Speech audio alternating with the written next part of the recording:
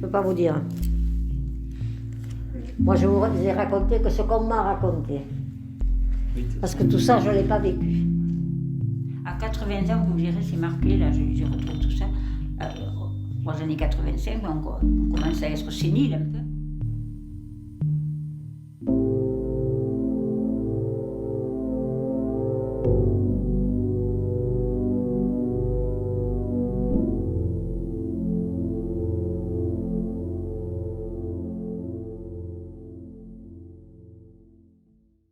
Quand les Allemands sont arrivés, en juin 1944,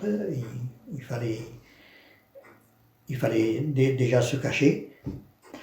Une colonne d'Allemands est passée sur la route et ils ont tué tous ceux qui se trouvaient sur leur passage. Alors chez nous, il y en a qui partaient dans le bois pour se cacher, il y en a d'autres qui restaient dans les maisons enfermées. Et chez nous, mon grand-père, lui, il avait fait la guerre de 14-18, il savait ce que c'était les tranchées. Il a décidé de faire une tranchée dans le jardin chez nous. Alors, une tranchée, mais circulaire. Mais on ne le voyait pas depuis la cour, ni depuis le jardin. Il s'était caché sous le pont de Trébons, là-bas, près de la boulangerie. Il s'était caché là-dessous en attendant que les Allemands soient passés. Enfin, il y avait vraiment la peur, quoi. Voilà. Et alors, après, une fois que ça a été fini, on est rentré avec les voisins, on est tous rentrés là-dedans.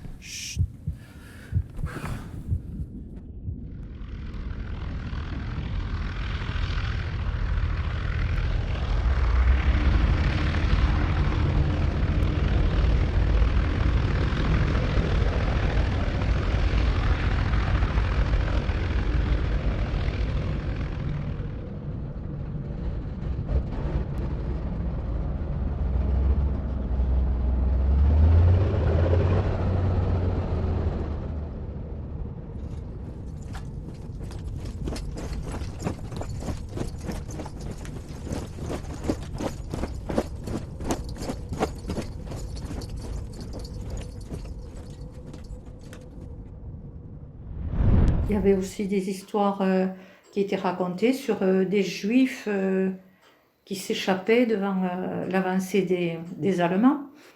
Et ici, dans cette maison, ils avaient logé, caché un Juif.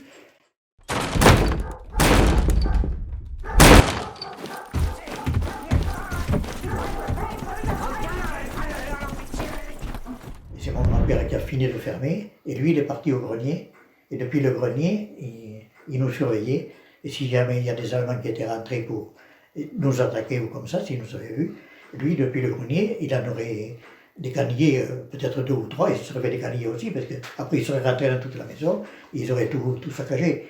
Mais s'il nous avait trouvés, lui, il en aurait déjà descendu 2 ou 3 quand même. On avait tout laissé ouvert. On avait laissé le portail ouvert, on avait laissé la porte ouverte, on avait laissé les assiettes sur la table, avec le manger et tout, et pour faire voir qu'on était parti vers les bois ou comme ça, et en laissant tout ouvert, ils n'auraient pu croire qu'on était parti. Si on avait fermé, ils auraient dit ils se cachent dedans. Et notamment, il y avait un restaurant, un café un peu plus loin, et tous les gens qui étaient près du café ont été tués, et y compris mon beau-père, qui le pauvre n'est pas mort sur le coup. Et donc ma belle-mère est partie à Montgaillard pour aller chercher le médecin. Et quand elle revenait de Montgaillard avec son vélo, évidemment elle est partie avec le vélo, il n'y avait pas de voiture. Il y a des Allemands, un camion d'Allemands qui est passé, et il y en a un qui l'a mise en joue. Et il allait tirer, et puis son voisin a détourné le fusil.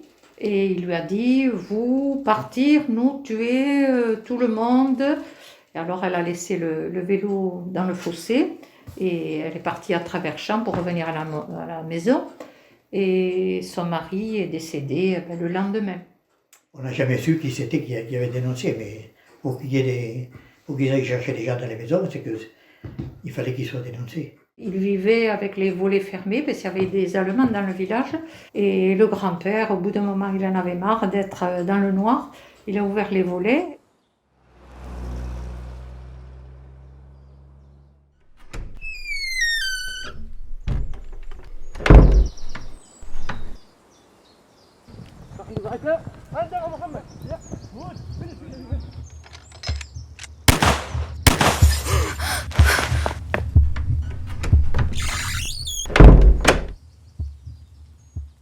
Et mon père avait commencé un cahier. Et à la fin du cahier, il raconte que il y avait des Allemands dans le bois, enfin je sais pas, ils partaient. Et au moment de la libération, il y avait 3 Allemands dans un bois, ils ne savaient plus où aller, ils couraient. Et mon père les a qualifiés de pauvres diables dans le cahier, quoi. C'est sûr que dans l'exemple de ma belle-mère, il y en a un qui allait la tuer et puis l'autre qui l'a épargnée, quoi. C'est